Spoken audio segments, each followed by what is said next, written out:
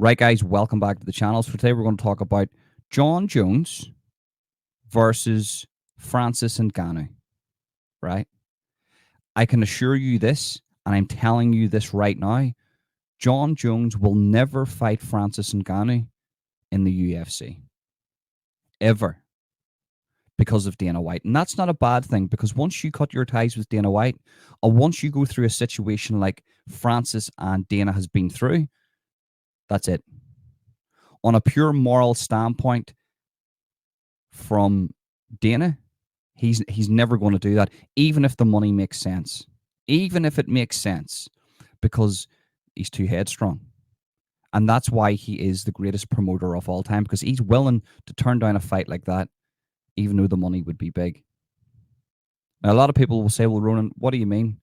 Well, haven't even seen the pay-per-view points for Francis Ngannou versus Tyson Fury. It could have bombed, true, but with the UFC promotional machine that it is, and the performance that Francis Ngannou put on against Tyson Fury, any promoter would be creaming in their pants at the thought of having one of their guys fight Francis Ngannou. But Dana White is a different animal. Dana White is the greatest promoter of all time, not even of our generation, of all time. This guy can turn down Francis Ngannou against his top guy, Jon Jones, and in whatever discipline, and still be okay, and still sell good pay-per-views on his next pay-per-view event. That's how good Dana White is. Now, I was listening to Chael Sonnen, and he had a point. He said these two guys were going to fight. These two guys were in the vicinity to fight each other, and it didn't happen. Actually, do you know what? Jon Jones had choice words for Francis Ngannou. So if they didn't fight then, whenever they were younger, with no real injuries, why would they fight now? And he's correct about that. I actually agree with him on that. He's actually 100% correct in that. But here's how Jon Jones can fight Francis Ngannou. Now, Jon Jones is locked into a contract with the UFC. I didn't realize it was that big, but then I've been looking at the contracts that Dana's been handing out to these heavyweights, and he is locking his big boys into serious contracts because he understands the way the future is going. Dana White is a fortune teller. If you want your palm read or you want to know your future, don't go to a clairvoyant or a medium. Go to Dana White. This guy knows exactly what's going to happen in the future, and he's handing out massive contracts to the big boys and to his stars in the UFC, because he understands that there's many other options today to make money, and he needs to lock these guys into a contract and give them comfortability ASAP. Not money, comfortability. It just so happens Francis Ngannou is comfortable in the uncomfortable, hence why he's able to take risks, leave the UFC, and fight a guy like Tyson Fury and be confident in a boxing match. And probably will go on to fight Anthony Joshua or Deontay Wilder. I'm going to make a separate video on that after this. So to stay on point, for Francis Ngannou and Jon Jones to fight, this is what's going to have to happen. Jon Jones, a couple of things is going to have to happen. One, he fights out his contract at the UFC. He leaves. He becomes a free agent, and he signs to fight Francis Ngannou. If Francis Ngannou is still active at the time, because it could be a long time before that happens. It could be years, and by that stage, anything can happen. Or he breaks his contract with Dana White, goes into a massive lawsuit with Dana White, fights Francis Ngannou right now, and uses some of that money and maybe all of that money to pay off the contract that he's just broken. So it's not going to be that one, is it? Because it would be counterproductive to take a fight with Francis Ngannou now, break your contract. So he's not going to do that. And plus, we know that's not going to happen. I'm saying that there because it's one of the options. It's a hypothetical, right? So think about that, what I've just said. For Jon Jones to fight Francis Ngannou, it's going to have to be years. Because at the rate Jon Jones is going, it's not a very fast rate of fighting. He's not a very active fighter. So it's going to be, he's locked into a big contract. And at the rate he's going, I can assume by the time he actually gets to fight Francis Ngannou, you're probably talking 3 years. Maybe that's at the least. So we're not going to see John Jones versus Francis Ngannou anytime soon.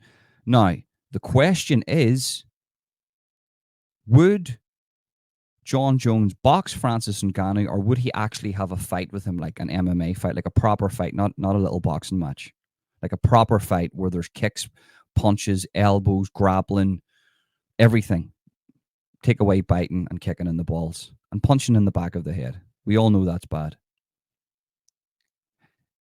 What type of discipline will they fight in? Well, it would most certainly have to be boxing. And there's a lot of people out there saying that Francis Ngannou would beat John Jones in a boxing match. I don't know why you'd be saying that. Yeah, sure, you can turn around and say that Francis Ngannou put on a great performance against Tyson Fury. Oh, yeah, and the boxing people are going to say, well, Tyson Fury didn't really do his best in that fight. He was below par. It doesn't make a difference. Francis Ngannou showed us that he's got skills in his toolbox, especially stand-up skills, that he can go into a boxing match and go the distance with arguably the greatest heavyweight boxer of our generation. So on paper, he should be able to beat John Jones in a boxing match, because John Jones isn't a boxer, but neither is Francis Ngannou. So going by that logic, we don't even know what John Jones is capable of. John Jones could go in here and fight hypotheticals. I'm not saying this is going to happen in years to come. Fight Francis Ngannou and put on an absolute boxing clinic. We don't know. I can only assume that John Jones is the better athlete, the better fighter in a fighting sport like MMA that has lots of different disciplines mixed into one. We know that he would beat Francis Ngannou. I'm saying that. I think he beats Francis Ngannou. So I would say he would beat him in a boxing match too. That would be my prediction if they ever fought. I would say John Jones beats Francis Ngannou in a boxing match. Styles make fights. Now, if John Jones fought a guy like Tyson Fury, the worst thing you could do with a guy, and I think one of the best things that Francis done against Tyson Fury, was he showed him no respect. If you show Tyson Fury respect and you react to what he's doing, the little feints, the little dummies, the little things that he does, then you've already lost the fight. You have to go in and be willing to be knocked out, to be willing to be hurt, and to push forward and to try to hurt Tyson Fury. If you don't do any of those things, you're going to lose the fight. Hence why Francis Ngannou went the distance, because he never really reacted to anything Tyson Fury done. You've seen it. Tyson Fury was throwing feints. He was dummies. He was walking forward. He was walking back. He was trying to confuse Francis Ngannou. And Ngannou just stood there and just looked at him as if to say, what are you doing? And then he threw a big right hand. And sometimes they landed. John Jones might go into a Tyson Fury fight, hypothetically. I know we're going into mad waters here, hypothetically, and be too technical and try to react to things that Tyson Fury are doing and actually lose the fight in a worse fashion. You see, styles make fights. Mind frames are everything. Just my opinion. Just my opinion.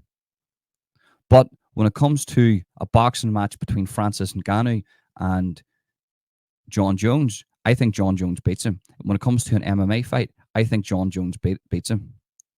I could be wrong, because I understand Francis Ngannou has that equalizer of a punch that can put anybody into the neither world. I get that. I'm not stupid.